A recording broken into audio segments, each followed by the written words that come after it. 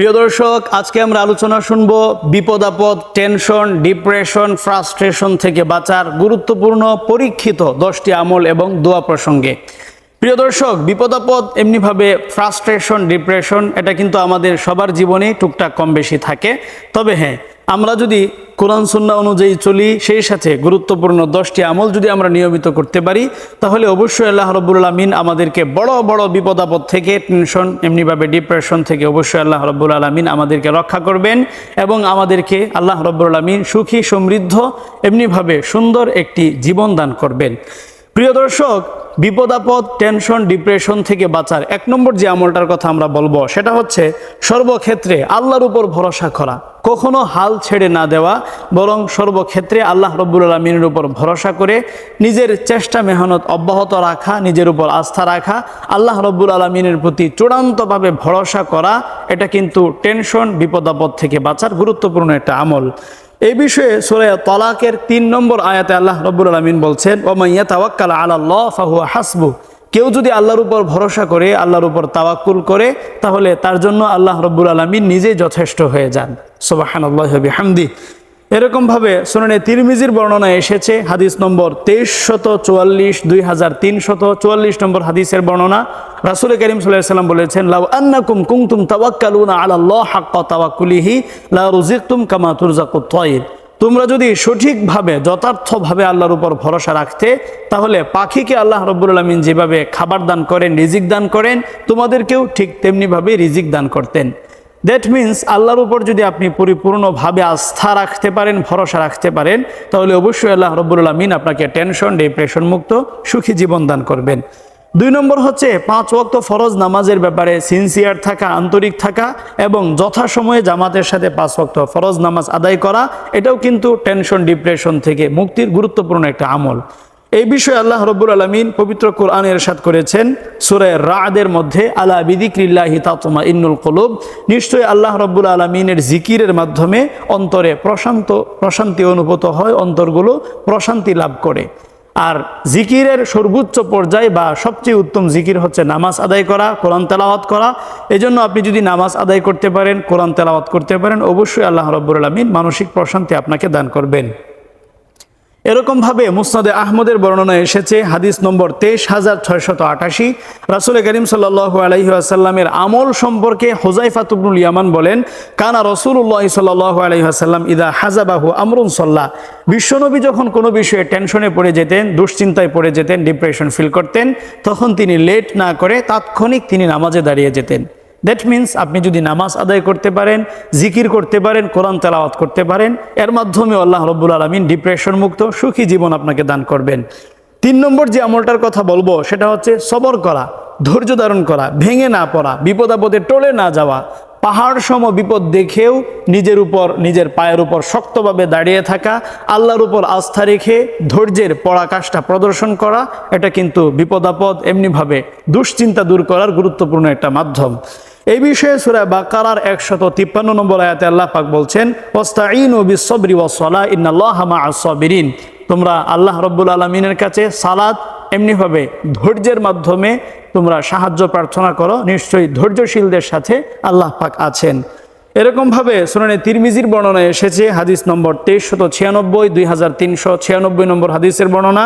রাসূল কারীম সাল্লাল্লাহু আলাইহি ওয়াসাল্লাম বলেছেন, ইন্নাল্লাহা ইযা আহাব্বা কওমান ইবতালাহুম ফামান রাদিয়া ফালাহুর রিদা ওয়া মান সাখিতা ফালাহু সাখাতু। আল্লাহ পাক যাকে ভালোবাসেন তাকে অনেক বেশি বিপদ আপদ দান করেন। তবে হ্যাঁ, বিপদ আপদে যারা টলে যাবে না, যারা ধৈর্য ধারণ করবে, আল্লাহর সিদ্ধান্তের ব্যাপারে যারা স্যাটিসফাইড থাকবে, তাদের প্রতি আল্লাহ রাব্বুল আলামিন সন্তুষ্ট থাকবেন। আর যারা বিপদ আপদে ধৈর্যহারা হয়ে যাবে, যারা অস্থির হয়ে যাবে, আল্লাহ পাক তাদেরকে ভালোবাসবেন না। এজন্য আমরা যদি বিপদ আপদ, টেনশন, ডিপ্রেশন দূর করতে চাই, তাহলে ধৈর্য আমাদের জন্য অনেক গুরুত্বপূর্ণ একটা আমল হতে পারে। এরপরে বিপদ আপদ, টেনশন দূর করার 4 নম্বর যে আমলটার কথা আমরা বলবো, সেটা হচ্ছে বেশি বেশি নবী করিম সাল্লাল্লাহু আলাইহি ওয়াসাল্লামের প্রতি দরুদ পাঠ করা। সবসময় পড়বেন সাল্লাল্লাহু আলাইহি ওয়াসাল্লাম, সাল্লাল্লাহু আলাইহি ওয়াসাল্লাম। আপনি যদি বেশি বেশি দরুদ পাঠ করতে পারেন, এর মাধ্যমেও আল্লাহ রাব্বুল আলামিন আপনার টেনশন, ডিপ্রেশন দূর করে দিবেন। এই বিষয়ে সুনানে তিরমিজির বর্ণনা এসেছে হাদিস নম্বর 2457, 2457 নম্বর হাদিসের বর্ণনা। অনেক দীর্ঘ হাদিস। দরুদের ফজিলতের ব্যাপারে রাসূল করিম সাল্লাল্লাহু আলাইহি ওয়াসাল্লাম বলেছেন, ইদান তাকফি হাম্মাকা ওয়া ইউগফারু লাকা যামবুকা। বেশি বেশি তুমি যদি দরুদ পাঠ করতে পারো, এই দরুদের মাধ্যমে আল্লাহ রাব্বুল আলামিন তোমার টেনশন ডিপ্রেশন দূর করবেন আর তোমার গুনাহ খাতা ক্ষমা করবেন। সুবহানাল্লাহি ওয়া বিহামদি। এজন্য আমরা যদি আমাদের জীবনের গুনাহ খাতা, সেই সাথে টেনশন ডিপ্রেশন ফ্রাস্ট্রেশন মুক্ত সুখী জীবনযাপন করতে চাই, মাস্ট বি দরুদের ব্যাপারে আমাদেরকে আরও যত্নশীল হতে হবে। এরপরে 5 নম্বর যে আমলটার কথা আমরা বলবো সেটা হচ্ছে বেশি বেশি ইস্তিগফার পাঠ করা, সবসময় পড়া আস্তাগফিরুল্লাহ আস্তাগফিরুল্লাহ আস্তাগফিরুল্লাহ। উঠতে বসতে হাঁটতে চড়তে সবসময় যারা ইস্তিগফার পাঠ করবে, এদেরকেও আল্লাহ রাব্বুল আলামিন সুখী সমৃদ্ধ টেনশন ডিপ্রেশন মুক্ত জীবন দান করবেন। এই বিষয়ে সুনানে আবি দাউদের বর্ণনা এসেছে, রাসূল করিম সাল্লাল্লাহু আলাইহি ওয়াসাল্লাম বলেছেন, মান লাজিমাল ইস্তিগফার জাআলাল্লাহু লাহু মিন কুল্লি দিকিন মাখরাজা ওয়া মিন কুল্লি হাম্মিন ফারাজা ওয়া রাযাকাহু মিন হাইসু লা ইয়াহতাসিব। যারা ধৈর্য ধারণ করবে, এমনিভাবে ইস্তিগফার সবসময় পাঠ করবে, সবসময় পড়বে আস্তাগফিরুল্লাহ আস্তাগফিরুল্লাহ, আল্লাহ রাব্বুল আলামিন তাদেরকে 3টা পুরস্কার দিবেন। 1 নম্বর হচ্ছে সব ধরনের বিপদ আপদ থেকে আল্লাহ পাক রক্ষা করবেন। 2 নম্বর হচ্ছে টেনশন ডিপ্রেশন দূর করে দিবেন। 3 নম্বর হচ্ছে আল্লাহ রাব্বুল আলামিন এমন এমন জায়গা থেকে তাদের জন্য রিজিকের ফয়সালা করবেন যেটা আসলে তারা কখনো কল্পনাও করতে পারেনি। সুবহানাল্লাহি ওয়া বিহামদি। এজন্য ইস্তিগফারের আমলটা আমরা সর্বোচ্চ করার চেষ্টা করব টেনশন ডিপ্রেশন মুক্ত সুখী জীবনযাপনের জন্য। এরপরে 6 নম্বর যে আমলটার কথা আমরা বলবো সেটা হচ্ছে নিজের চেয়ে যারা আরও বেশি বিপদ আপদে আছে তাদেরকে দেখা। আপনি নিজের চেয়ে যারা সুখে আছে তাদেরকে যদি আপনি দেখেন বা তাদেরকে যদি আপনি ফলো করেন বা তাদের দিকে যদি আপনি তাকিয়ে থাকেন, তাহলে কিন্তু আপনার টেনশন ডিপ্রেশন বাড়তে থাকবে। সবসময় লক্ষ্য করবেন যে আপনার চেয়ে আরও অনেক বিপদেও তো অনেক বেশি মানুষ আছে, অনেক মানুষ আছে যারা আপনার চেয়ে বেশি বিপদ আপদে আক্রান্ত। তাদের দিকে লক্ষ্য করলে বিপদ আপদ কিছুটা কমে আসবে। এই বিষয়ে সহিহ বুখারীর বর্ণনা এসেছে, হাদিস নম্বর 3612, 3612 নম্বর হাদিসের বর্ণনা। অনেক দীর্ঘ হাদিস। হাদিসের শেষাংশে আছে যে খাব্বাব ইবনুল আরাত রাসূল করিম সাল্লাল্লাহু আলাইহি ওয়াসাল্লামকে একবার বলেছিলেন, ইয়া রাসূলুল্লাহ, আমরা তো বিপদ আপদে আছি, মক্কায় অনেক বেশি নির্যাতনের শিকার, আপনি আল্লাহর কাছে দোয়া করেন আল্লাহ যেন বিপদ আপদ দূর করে দেয়। তখন রাসূল করিম সাল্লাল্লাহু আলাইহি ওয়াসাল্লাম বলেছিলেন যে তোমাদের পূর্বে যারা ছিল, যারা আল্লাহর কোরআন এমনিভাবে যারা আল্লাহর দিন অনুসারে চলতো, তাদের উপর এর চেয়ে আরো ভয়াবহ ধরনের বিপদ আপদ তাদের উপর নেমে এসেছিল। তারপরে সাহাবায়ে কেরাম অনেকটা তারা মানসিক প্রশান্তি পেয়েছেন। তার মানে এই হাদিস থেকে এটা বোঝা গেল যে আপনার চেয়ে যারা আরো বেশি বিপদ আপদে আছে তাদের দিকে যদি আপনি লক্ষ্য করেন, অবশ্যই আপনার বিপদ আপদ কিছুটা কমে আসবে এবং আপনি এক ধরনের মানসিক প্রশান্তি ফিল করবেন। এরপরে 7 নম্বর যে আমলটার কথা বলবো সেটা হচ্ছে সবসময় দোয়া ইউনুস পড়া।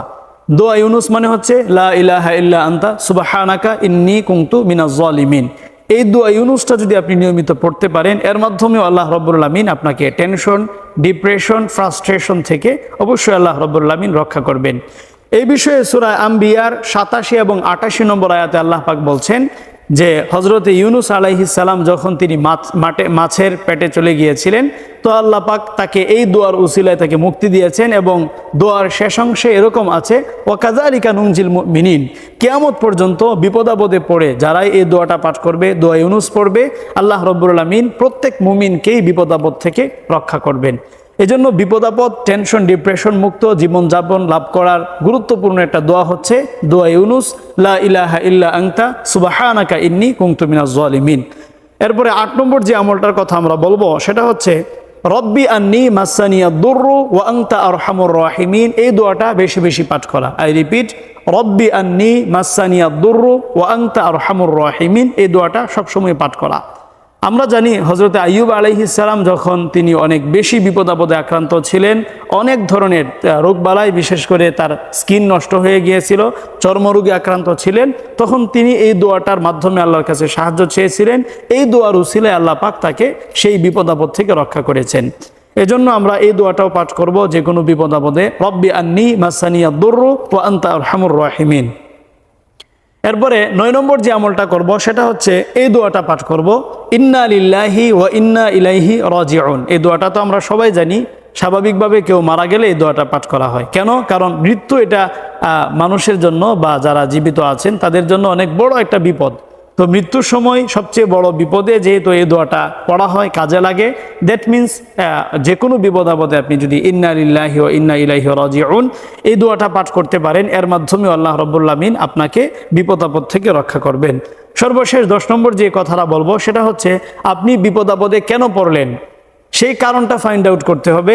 সেই সাথে এই বিপদ আপদ থেকে নিরসনের জন্য বা বিপদ আপদ থেকে মুক্তির জন্য সংশ্লিষ্ট বিষয়ে যারা দক্ষ প্রাজ্ঞ তাদের সাথে যোগাযোগ করতে হবে, তাদের সাথে আলোচনা পর্যালোচনা করতে হবে। এই 10টা কাজ যদি আমরা করতে পারি অবশ্যই আল্লাহ রাব্বুল আমিন আমাদেরকে বিপদ আপদ থেকে রক্ষা করবেন। সংক্ষেপে আমরা বিপদ আপদ থেকে মুক্তি পাওয়ার যে সমস্ত আমল আছে 10টি আমল, সেই 10টি আমল আমরা সংক্ষেপে আরেকবার জেনে নেই। 1 নম্বর হচ্ছে সর্বক্ষেত্রে আল্লাহর উপর ভরসা করা। 2 নম্বর হচ্ছে 5 ওয়াক্ত নামাজের ব্যাপারে যত্নশীল থাকা। 3 নম্বর হচ্ছে সবর বা ধৈর্য ধারণ করা। 4 নম্বর হচ্ছে বেশি বেশি দরুদ পাঠ করা। 5 নম্বর হচ্ছে বেশি বেশি ইস্তিগফার পাঠ করা। 6 নম্বর হচ্ছে নিজের চেয়ে যারা বিপদ আপদে বেশি আছে তাদের দিকে লক্ষ্য রাখা, তাদের দিকে তাকানো। 7 নম্বর হচ্ছে দোয়া ইউনুস পাঠ করা, লা ইলাহা ইল্লা আনতা সুবহানাকা ইন্নী কুনতু মিনাজ জালিমিন।